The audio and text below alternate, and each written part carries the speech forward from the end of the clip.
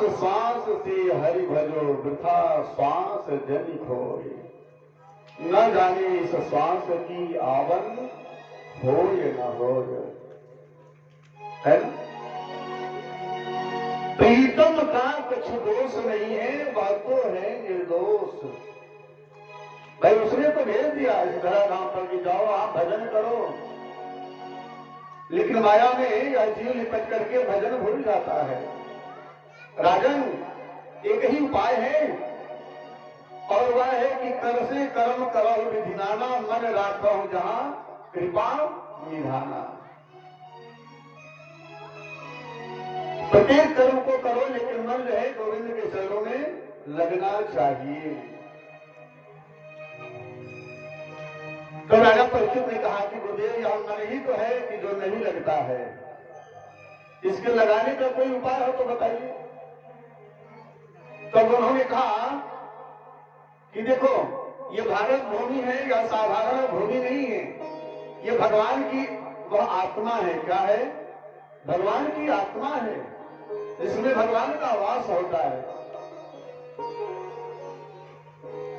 तस्मात् भारत सर्वात्मा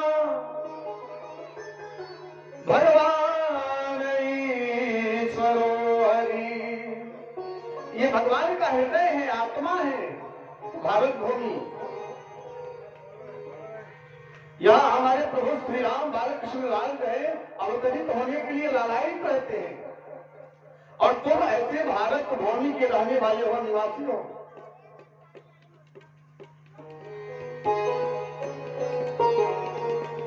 और तुम कह रहे हो कि गोविंद के चरणों में मन तो लगता ही नहीं है। तो जान लो कि मन साधारणतया नहीं लगता, इसको लगाने के लिए तुम्हें योग प्रक्रिया को अपनाना पड़ेगा। तब उन्होंने कहा जितासनो जित श्वासो जित संगो जितेन्द्रिय स्तोरे भगवतो रूपे मनः संधारयेद धिया। अगर मन के ऊपर अपना काबू पाना है तो तुम्हें आसन लगाना पड़ेगा। क्या करना पड़ेगा? आसन लगानी पड़ेगी। राजन, बैठने का तरीका सीखो कि कैसे आसन को जीतना चाहिए। जितासनो जित श्वासो। और उन्होंने प्राणायाम को बताया, कुंभक, रेचक और पूरक।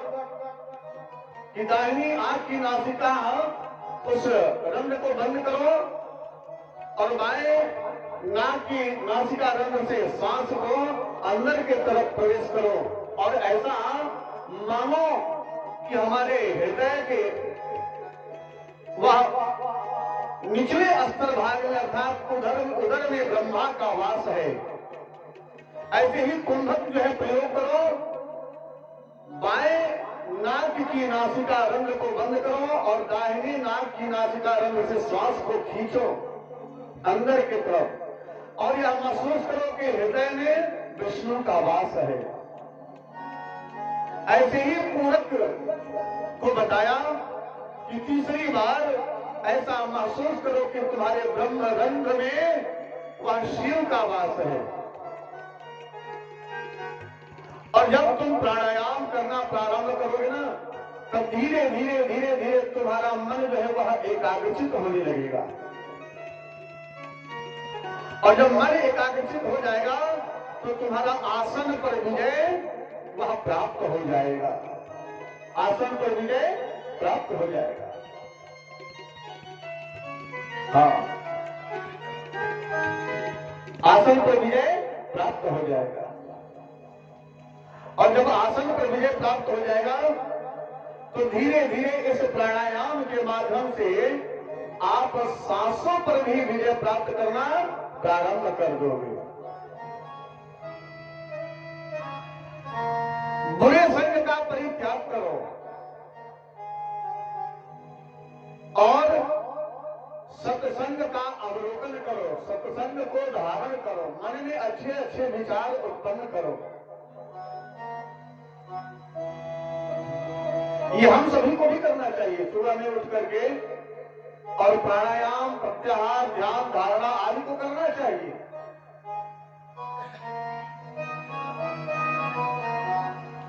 इससे हृदय गति भी अच्छी रहती है।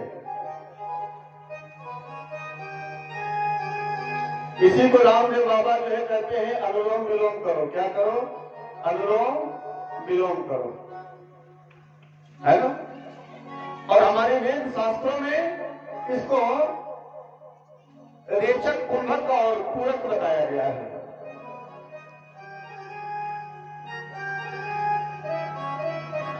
और जब ऐसे करोगे राजन तो तुम्हारी इंद्रियां तुम्हारे अनुकूल हो जाएंगी और फिर तुम जैसा चाहोगे वैसा होना प्रारंभ हो जाएगा। एक आसन पर बैठ करके प्राणायाम करो, प्रत्याहार करो, ध्यान करो भगवान का, गोविंद का। और ऐसे विराट स्वरूप भगवान का ध्यान करो कि अतल वितल सुतल तलातल सातल महातल पाताल भगवान का तलवा है। और भू भुव स्व जना तपः महत सत्यलोक ब्रह्मलोक, ये भगवान के जो है ऊपरी भाग है। ये बड़ी बड़ी नदियां भगवान के उदर हैं और बड़े बड़े पर्वत पहाड़ भगवान के वक्षस्थल हैं। ये वनस्पतियां, ये वृक्ष भगवान की ये रोए हैं। ऐसे जब विराट भगवान का ध्यान करोगे तो धीरे धीरे तुम्हारा मन जो है गोविंद के चरणों में वह लगना प्रारंभ हो जाएगा। पहले यम नियम करो, यम नियम करो, नियम को जरूर बनाना चाहिए। यम के भी विभाग बताए गए हैं। अहिंसा, सत्यास्तेय, ब्रह्मचर्य, परिग्रह। ये योग सूत्र में इसको बताया गया है। यह यम के विभाग बताए गए हैं। अहिंसा, हिंसक, हिंसा का परित्याग करो और अहिंसा का पालन करो, जीवों पर दया करो।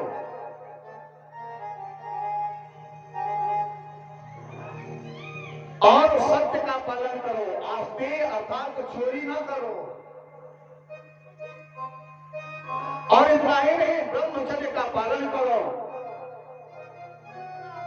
संकलन का परित्याग करो, स्वपरिग्रह, संकलन का परित्याग करो। नियम को जरूर बनाना चाहिए। ये तो यम के विभाग है, नियम के भी विभाग है। तपस, संतोष, आस्तिक्य, दान।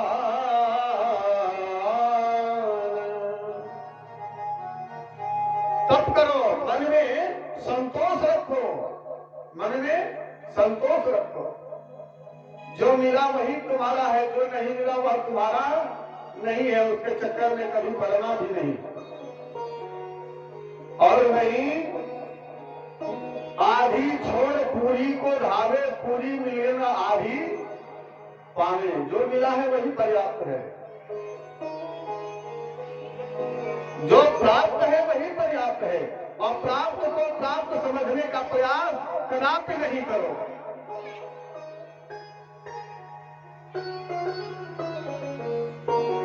है ना। और कहा भी जाता है कि सबसे बड़ा धन क्या है? सबसे बड़ा धन जो है वह संतोष है। गोधन, गजधन, बाजधन और रतन धन खान, जब आवे संतोष धन, सब धन धूल समान।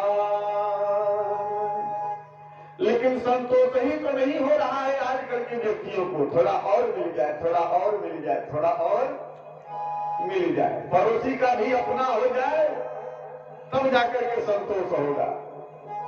हाँ? एक हाथ के लिए महाराज भाई भाई में युद्ध होने लगता है कि ये तुम्हारा नहीं है मेरा है, वो कहता है कि तुम्हारा नहीं है मेरा है, और इसी मेरा तेरा के चक्कर में महाराज नाना प्रकार की जो है यातनाओं को झेलना पड़ता है। हा? है ना? दो भाई थे, एक बात याद आई। एक भाई ने कहा कि भैया देखो मैं तो भैंस लाने वाला हूं और मैं सोच रहा हूं कि भैंस को कहां बांधूं, मेरे पास तो जगह नहीं है, तुम्हारे दरवाजे पर बहुत जगह है, सो भैंस वही बांधूंगा, क्या दिक्कत है। बड़ा भाई ने कहा कि देखो भाई भैंस लाना तो मेरे दरवाजे पर मत बांधना, इसलिए कि गोबर आदि करेगी और ज्यादा जो है वह कूड़ा करकट वहां पड़ जाएगा तो आने जाने वालों को दिक्कत होने लगेगा। छोटे भाई ने कहा नहीं भैया भैंस को मैं लाऊंगा और तुम्हारे ही दरवाजे पर बांधूंगा। बार बार बड़े भैया कहते हैं कि नहीं भैया देखो, देखिए प्रेम है दोनों में, इतना प्रेम है कि वह अपने संपत्ति को बड़े भाई साहब को अर्पण करना चाह रहा है कि चलो इन प्रकार अगर आपके दरवाजे पर रहेगी तो आपकी भी शोभा बढ़ेगी, आप कहोगे दूसरे से कि ये तो मैंने लाया है और मेरी भी जो है शोभा बढ़ेगी। बड़े भैया ने कहा कि नहीं नहीं मेरे दरवाजे पर जो है या भैंस नहीं बांधनी चाहिए। अब दोनों ने कहा सुनी, वह धीरे धीरे बढ़ने लगी। वो कहे कि आप क्या बांधेंगे और बड़े वाले कहे कि नहीं भैया हमारे यहां बांधोगे तो ठीक नहीं होगा।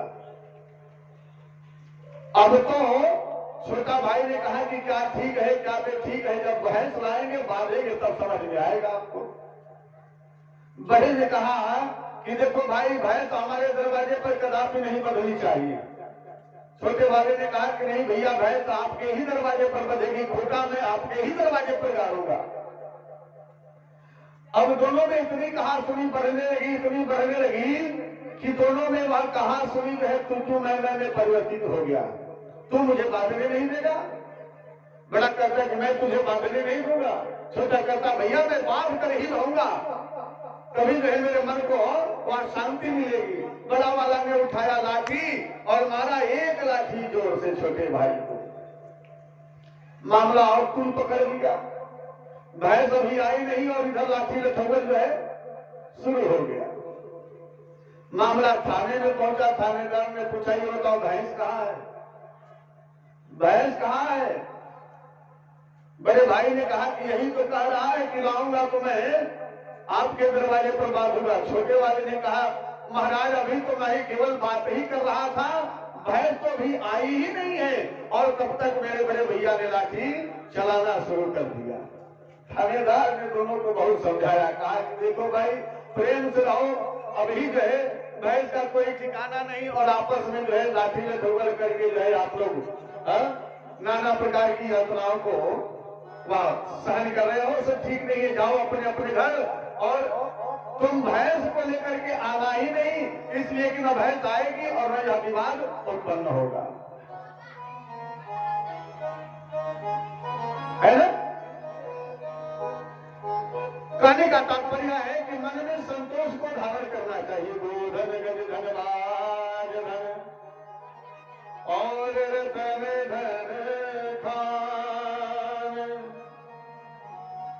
जब आवे संतोष धन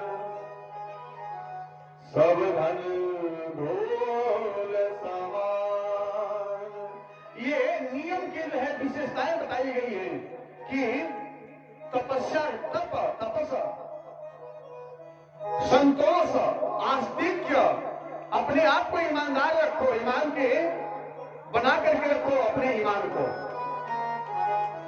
तब जाकर के वह नियम का पालन हो सकता है और मन तब जो है गोविंद के चरणों में लगना प्रारंभ होगा।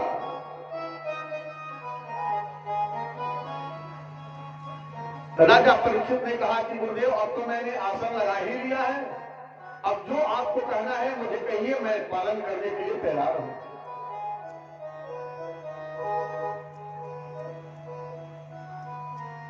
और सुंदर ढंग से भगवान की कथाओं का जो है वह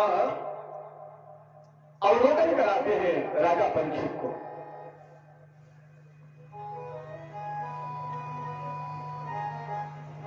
पाताल में तस्ही पाद मूलम पठन्ति पार्श्वी प्रपरेर सातलम।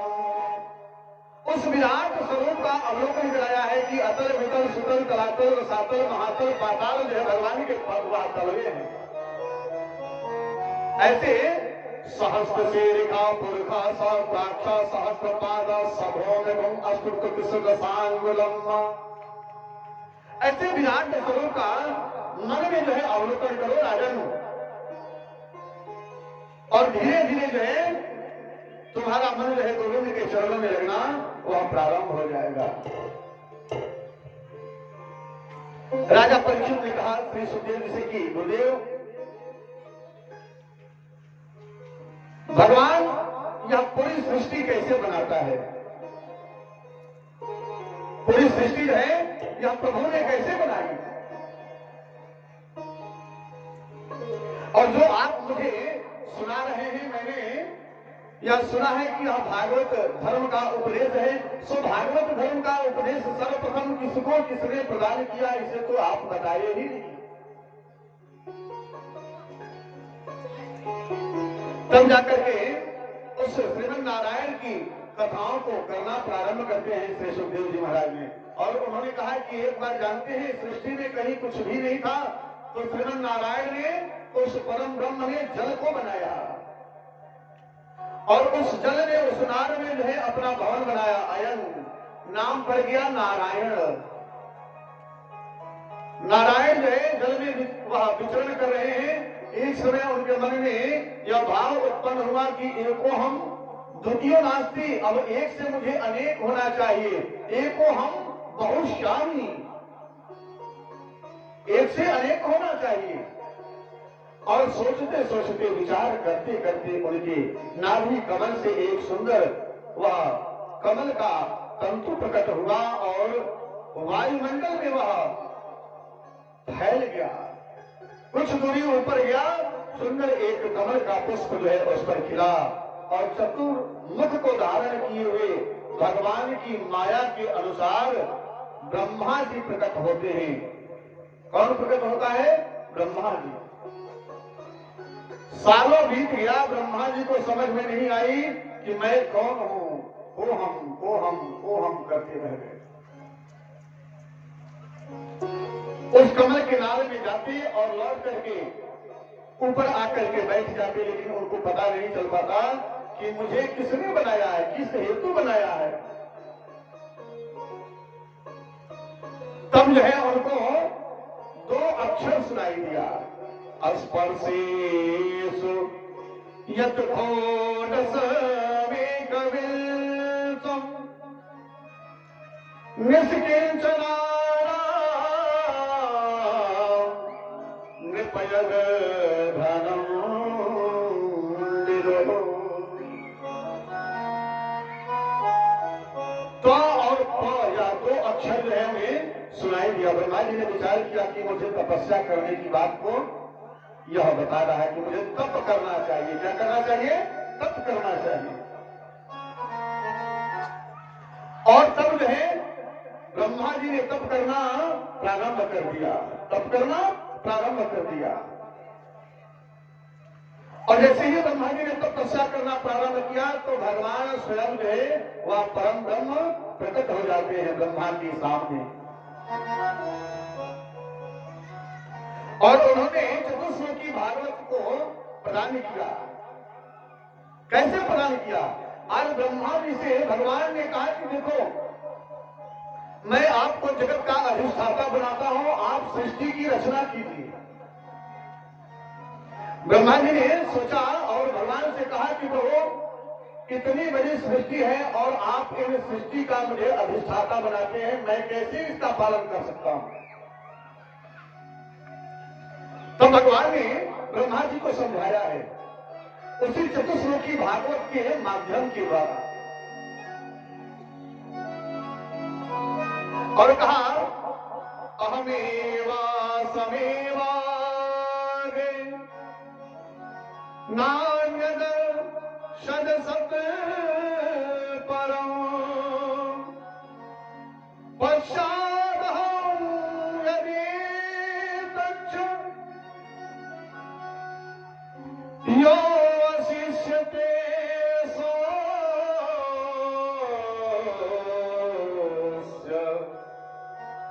स्वहं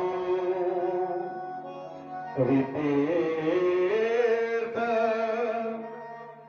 यत् प्रतीयेत न प्रतीयेत चात्मनि तद्विदादात्मनो माया यथा भासो तथा तमः यथा महान्त भूतानि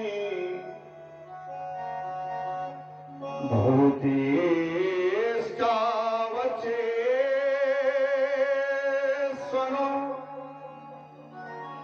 प्रविष्टान्य प्रविष्टानि तथा ते सौन ते स्वहम् एतावदेव जिज्ञास्यम् तत्जिज्ञासुनात्मनः अन्वया व्यतिरेकाभ्याम् यस्यात् सर्वत्र सर्वदा यस्यात् सर्वत्र सर्वदा। आज ब्रह्मा जी के सामने भगवान जो है वह खड़े हैं, परम ब्रह्म, और ब्रह्मा जी को समझाते हैं कि ब्रह्मा, इस सारी सृष्टि में कुछ भी नहीं है मेरे सिवाय। इस सारी सृष्टि में केवल मैं ही मैं हूं, समाहित हूं। सृष्टि के बनने के बाद भी मैं विद्यमान रहता हूं, और सृष्टि के विलय के बाद भी मैं वह विद्यमान रहता हूं। मेरे सिवा इस सृष्टि में और कोई दूसरा नहीं है जो सृष्टि का सृजन करे, पालन करे और विलय को प्राप्त हो जाए।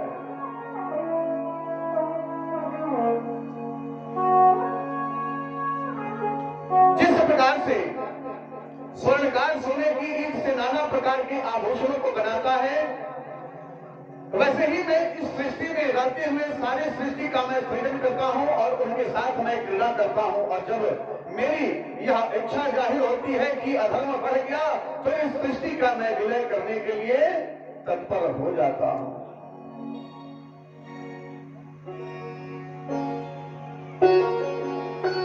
ब्रह्मा जी को बात कुछ समझ में आती है। यथा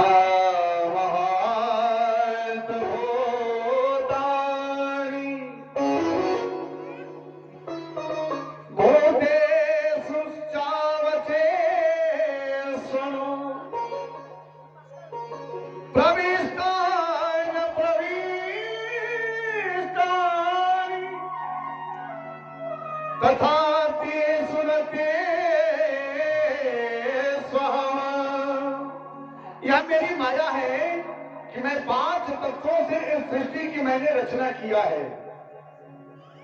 क्षिति जल पावक गगन समीरा, क्षिति जल पावक गगन समीरा, क्षिति जल पावक गगन समीरा, क्षिति जल पावक गगन समीरा, क्षिति जल पावक गगन समीरा, क्षिति जल पावक गगन समीरा, क्षिति जल पावक गगन समीरा, क्षिति जल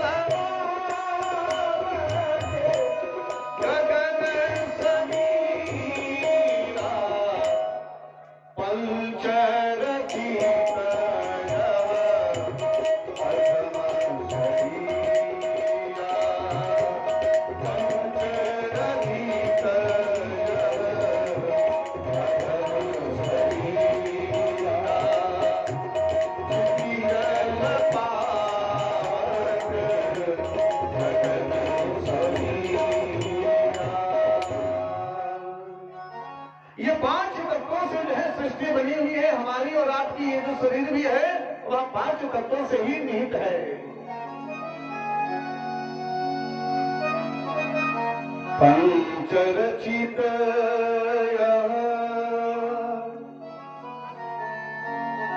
अधम शरीरा,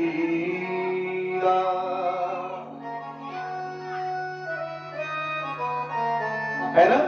आप गरुड़ पुराण को जब पढ़ोगे ना कभी, तो अंत में लिखा गया है कि शरीर का कौन सा भाग जो है वहां आकाश के लिए है, कौन सा भाग जल के लिए है, कौन सा भाग जो है वहां अग्नि के लिए है, सब उसमें स्पष्ट बता दिया गया है।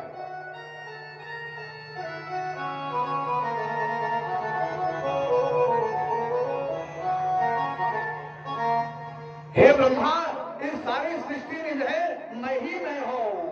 अनेक रूप रूपाय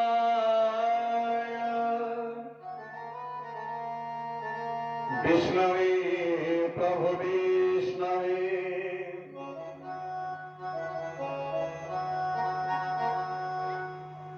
मैं रज और तम सत्य तीनों गुणों में मैं ही मैं विद्यमान हूं। इस सृष्टि में और कोई दूसरा नहीं है।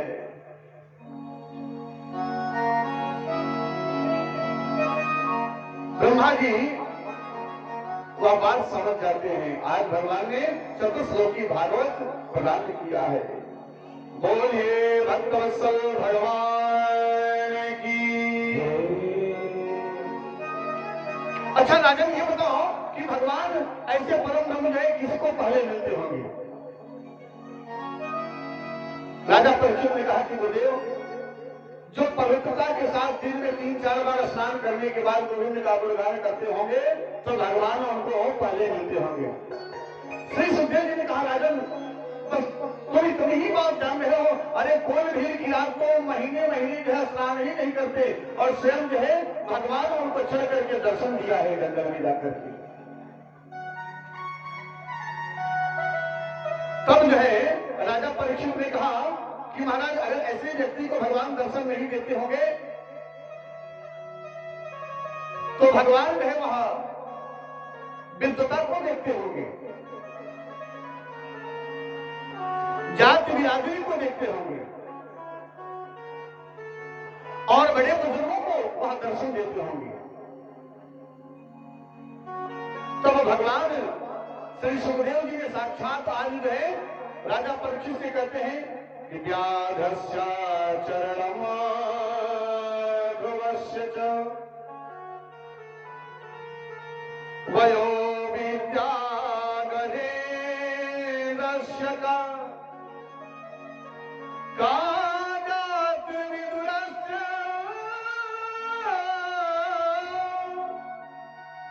यादव पते उग्रस्य कीं पौरुषम् कुब्जाया किमुत रूपम् अधिकम् किं कर्मसुदानो घनम् भक्त्या तुष्यति केवलम् परमपया भक्ति प्रियो माधवः परमया भक्ति प्रियो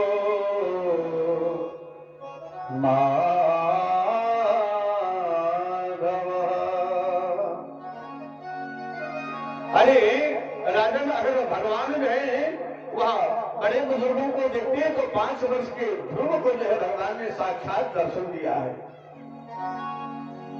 आज राजा परीक्षित है दोनों हाथों को जोड़ करके और भगवान के सामने बैठे हुए हैं और सुखदेव जी के सामने,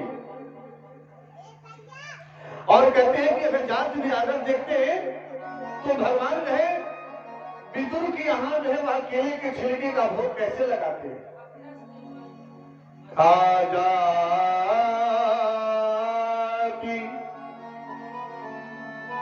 विदुरस्य यादवपति उनकी कोई जाति बिरादरी का तो पता ही नहीं था।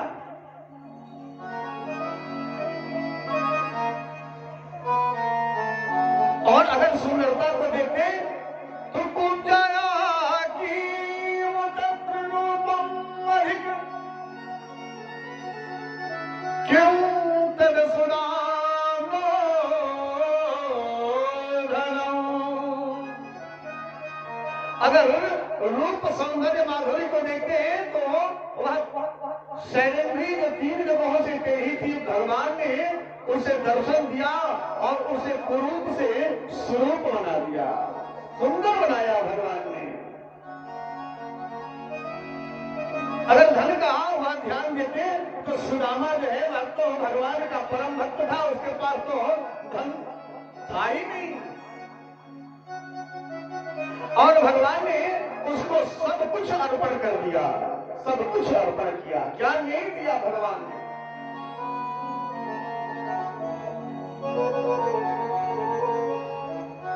क्या नहीं दिया है भगवान ने? जानते हो राजन, भक्त्या तुष्यति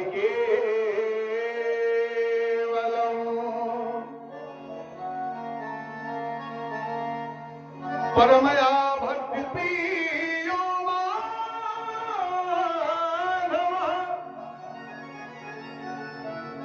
भक्ति प्रियो माधव।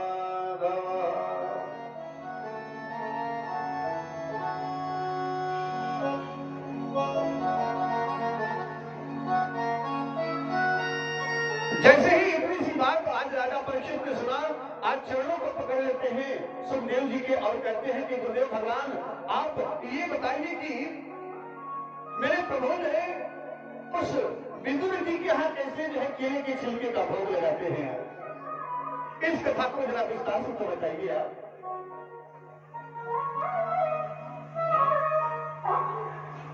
यदा तो राजा स्वसुतान साधुनः,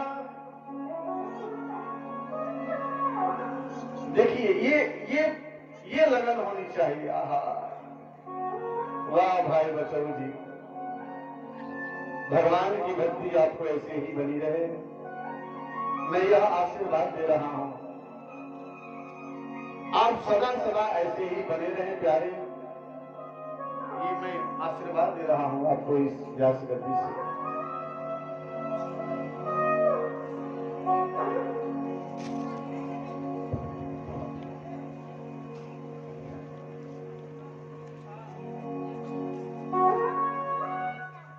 यथा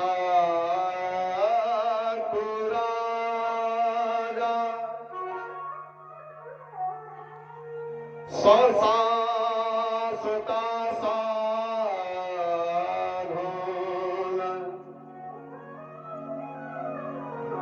पुष्ण धर्म विनाश दृष्टि।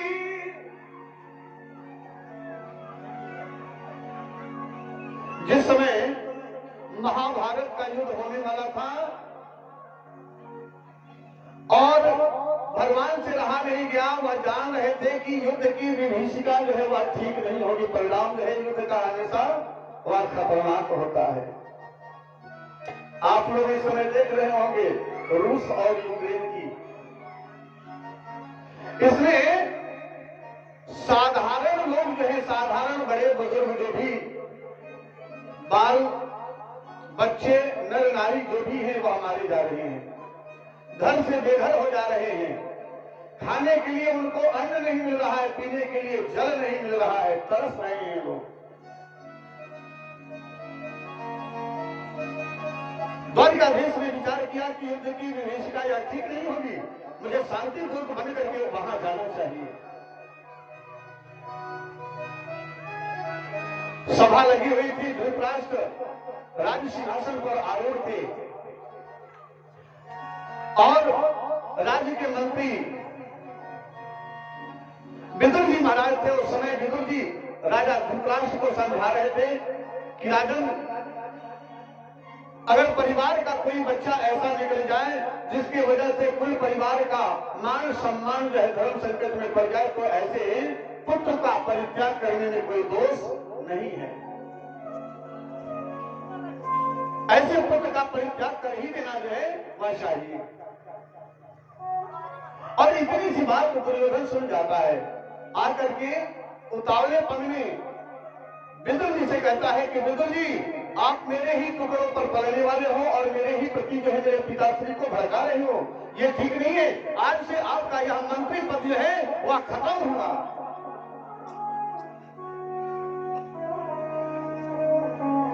विदुर जी तो चाह रहे थे कि यह पाप और पुरी की लड़ाई में मैं दूर रहूं, इससे बड़ा जो है वह मेरे लिए क्या अवसर हो सकता है। अगर मैं दुर्योधन के तरफ से रहूंगा तो हो ना हो कहीं ना कहीं मुझे भी युद्ध के लिए वह भेजेगा जरूर और मेरे हाथों से पाप हो जाएगा। इससे बड़ा जो है पाप मेरे सर पर लग जाए, वह दोष न लग पाए, इससे बढ़िया है कि इस पद का परित्याग कर देना ही मेरे लिए श्रेष्ठकर है।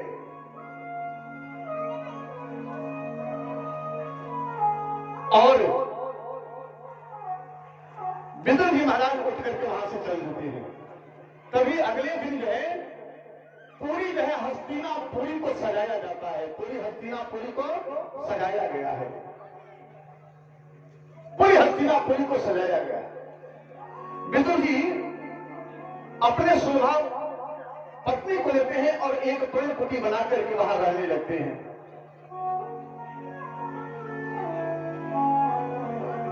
विदुर जी महाराज को पता चलता है कि अगले दिन द्वारिकाधीश का आगमन होने वाला है। अपने पत्नी शोभा से जाकर के कहते हैं कि देखो ना देवी,